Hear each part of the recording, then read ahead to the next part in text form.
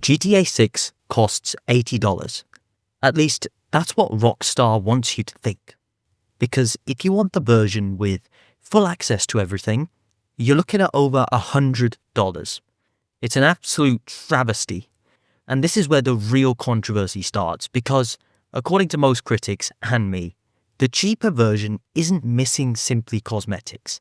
It's missing a whole load of gameplay features, guys, and that includes missions. Yes, core missions are not included in the standard edition. Vehicle modification shops are also not included in the standard edition. All hair salons are also not included in the standard edition. I mean, tattoo parlors as well. I mean, these are all iconic places, features that many players would consider part of the GTA franchise itself. And this is the travesty, guys. I mean, this is a franchise I love, and this just exposed something huge about not only the gaming industry, but Rockstar as well. You guys thought Rockstar was exempt, but it's not. They're part of the same pile, and that's what we're going to get into. The problem isn't that it's $20 more expensive.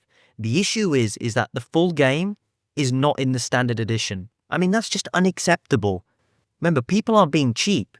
It's just called having a principle. If I pay for a game, I expect the full game. I shouldn't have to pay for a more expensive version of the game to get the full game.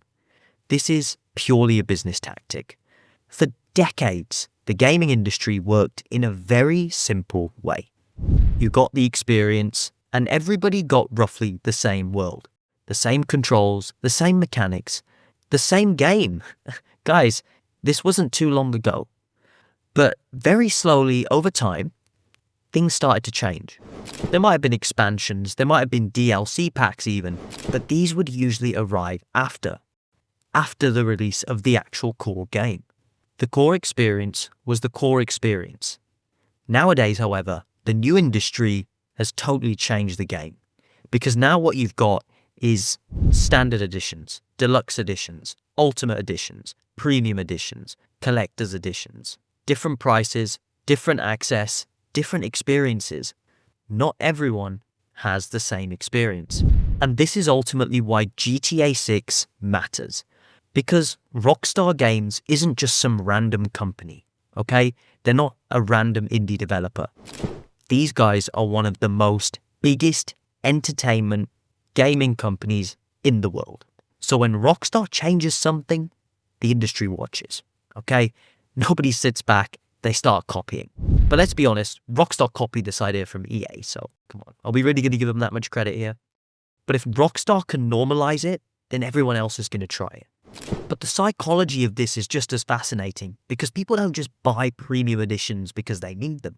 They buy them because they feel like they're actually missing out features of the core game. And the gaming industry understands this perfectly, okay?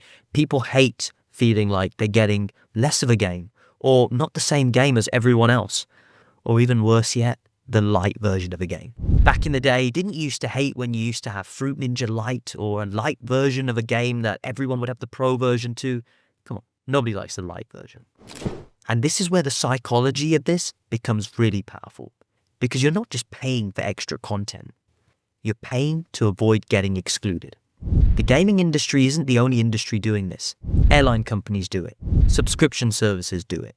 Everyone is doing this. And the strategy is always the same. You take the one experience and you break it into tiers. All right? You sell access at different price points. Because the fact of the matter is, a profitable product isn't just a single product. It's a ladder. It's a chain. And this is why GTA 6 exposed the gaming industry. Rockstar isn't uniquely greedy, okay? And players and gamers didn't just suddenly discover premium editions. The industry doesn't just want to sell games anymore. They want to sell different levels of access of the same game. And if players accept it from Rockstar, then the industry will get permission to follow suit. And you're going to see a whole lot of copycats in what I like to call the domino effect.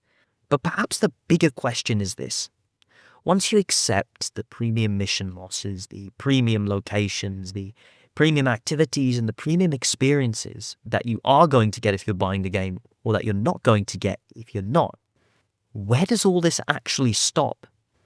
You know, what happens when story content becomes premium? Now, I'm talking about all story content.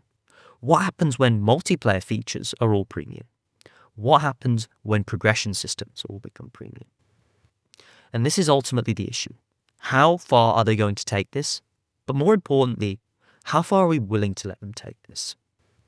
Because to be really honest, this is a joke. And I'm not sure about you, but if I see bad reviews for GTA 6 when it comes out, I will not be purchasing this game. And it's because I've fallen for this trap before. With Activision, Call of Duty, they sell a slop and then rip you off. The debate isn't about whether GTA 6 costs $80 or $100. This debate is about what the gaming industry thinks a game should be. Should it be a complete experience or a menu of experiences sold at different price points? Do you think it's reasonable, or do you think Rockstar is taking the piss? I'd love to know your thoughts. But until the next video, you guys take it easy.